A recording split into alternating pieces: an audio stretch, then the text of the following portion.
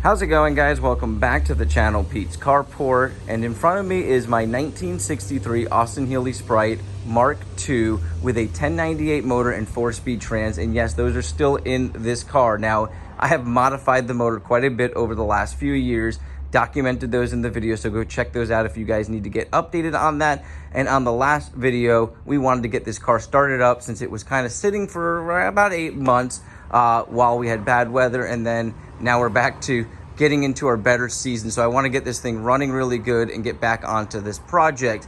Now, what we've done is we added a performance head, performance carbs. We put a camshaft in there, which sounds really, really nice. So it's a nice performance camshaft in there. And then we just kind of tidied things up in the engine bay. Now, there is a ton of stuff still to do. The whole car needs to be rewired. And then we went ahead and put the original SU carbs that came with the car back on. And I could not be happier. These carbs are amazing. There's so much information out there about these carbs. Rebuild kits are readily available. They're not that expensive. And these ones just start. The car starts pretty much every single time I start it now. And since the last video, what I did was I went ahead and picked up a nice throttle cable. This is a universal one, but I really like it because it's got the braided line. And it came with this really neat couple different adapters you can use, but I really like this one because you can tighten and loosen it. Now, what I need to do to make this work properly is tighten up our springs. Our springs are just loose from over the years, and so I'm in the process of doing that. I'll show you guys. I'm going to basically bend the spring rod up a little bit to kind of shorten it up. So that should fix that issue. Outside of that, our temperature gauge was not working, and I went ahead and pulled it out. Now, I don't have the pieces up here, but it fell apart. I made this custom bracket here because we took our heater box out that was up here. They have this weird heater thing that's up here, and I kind of routed all around that. I wanted to make this engine bay very simplistic, and so I did this a while back, and what I did was kind of made a plate for the top here, and I ran our temperature gauge through there, and unfortunately something happened to it and it kind of fell apart. I was more afraid that coolant wasn't getting through the motor, but there's definitely coolant in there, and it sprayed up a little bit when we took that part off. So I ended up getting just the same as that gauge. I had upgraded all of these gauges. The entire car was really trash when I got this car. So the dash had all been cut into. It had a radio that was falling apart, and I decided I was going to make a custom wood dash panel and put some custom switches, and then I was going to rewire everything. So now I've got the rewiring kit. So that'll be on the following episode of this. This episode, we're going to take this for a ride. So that's my goal right now, is just to get this car running, not worry about all that electrical mess that's going on right now. And when I say that, I mean around this little block area here. So not on any main roads or anything like that, because we want to have headlights, we want to have brake lights. And I don't know exactly what's going to happen, because one of the other main things that we need to fix on this is our rear brakes had a leak in them. So the line had a leak in it, and I capped that off. And so far, it looks like it's good. I filled my reservoir about a week ago, which actually runs your clutch and your brakes, and it looks like it's holding fluid. So now what I need to do is get these front brakes bled, and I think we'll be able to just take it around this little area here and just try to test drive it, because I'm excited about seeing how this thing's going to run, since it's finally running without hesitating and stalling out like it was with that Weber carb. With all that said, let's get set up, let's get going, let's see what we can accomplish on this video, and by the end, you guys will see this thing going around the block, hopefully.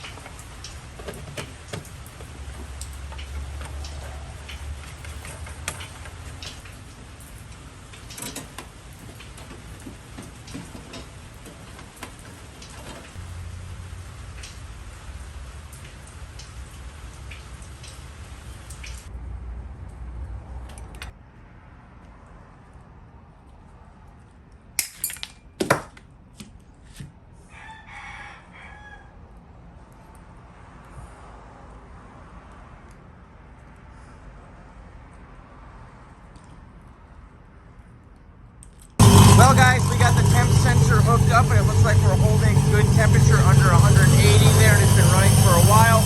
Now, this is not hooked up 100% correct. I actually just hooked it up the way that we had done it originally, and I realized I didn't have the complete set when I hooked it up the first time. So there is another piece, another bung that you're supposed to put down in there, but I threaded this piece just for that part there, and it seems to be holding. We're not getting any leaks anymore.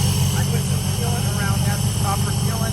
I'm going to seal the bolts too, because I noticed when it heated up, it was getting a little bit coming out of the bolt holes. Other than that, I bled the brakes. I let them just gravity bleed, and it seems like they're going to work.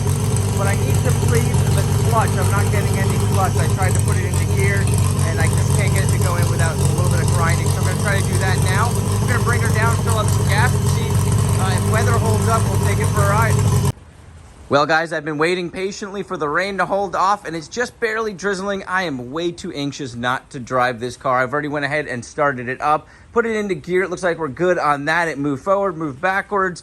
Brakes are not the best, but they will be able to stop me from what I was able to use them for. So I'm going to go very slow and cautious backing it out. What I'm going to do is pull it out this fence here, and we're going to take it around the little driveway here. There's a little parking lot, and bring it back in. Hopefully she runs good. I really feel like she's going to. Now, I also went ahead and put some air filters on here that I got off of the parts motor I have. So I have a complete a motor, same exact motor, 1098, that I was able to pick up. I don't know how good everything is, but it did have a SU carburetor with some filters on there. So I pulled those filters off, and we're going to use that. And I'm not going to put the hood on because I don't even know where the bolts are to the hood. So we're going to have to do this kind of quickly. Hope the rain doesn't come down too hard, and we just gave able to pull it back in here. Let's go for it, guys.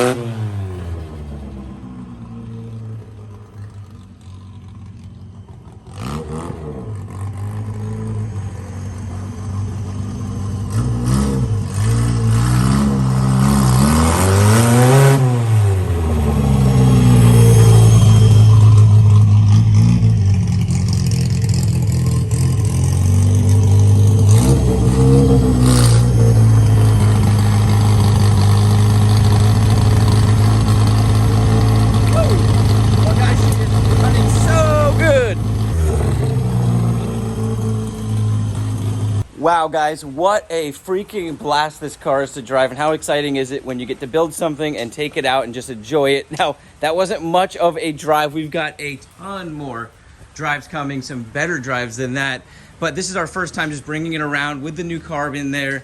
You can see it's smoking. We're leaking oil around the gasket here, so I've got to get that fixed. We might even be leaking a little bit of gas from this carburetor. Like I said, we're going to be rebuilding the carb completely. And we're going to be ripping out all of this horrible wiring. And I actually cleaned that up an insane amount when I first got this car. So there was a small fire with this electrical harness here, and the past owner just tried to patch it. And there were live wires opened up. I ended up having to rip out a ton of stuff, rewire a ton of stuff, and it's still just not good at all. So I bought a complete wiring kit. We're going to run all of that. We're going to make sure our cooling is good. Our cooling sensor seems to be working right, and we're just under 180 after driving it around, giving a little gas, so I'm happy about that.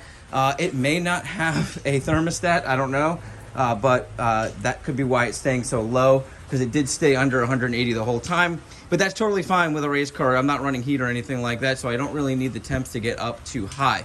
But guys, with that said, can't wait to show you guys further videos on this. This was an exciting day for me because it's been a very long time since I've even driven this car. And the last time we drove it was with the Weber carburetor, and it just kept stalling out. But I was still excited that day. So this was an even better day, and it's a rainy day. But guys, this is awesome. I hope you guys enjoyed the video. Like, subscribe, share. You guys have an awesome day, a blessed week, and I'll catch you on the next one.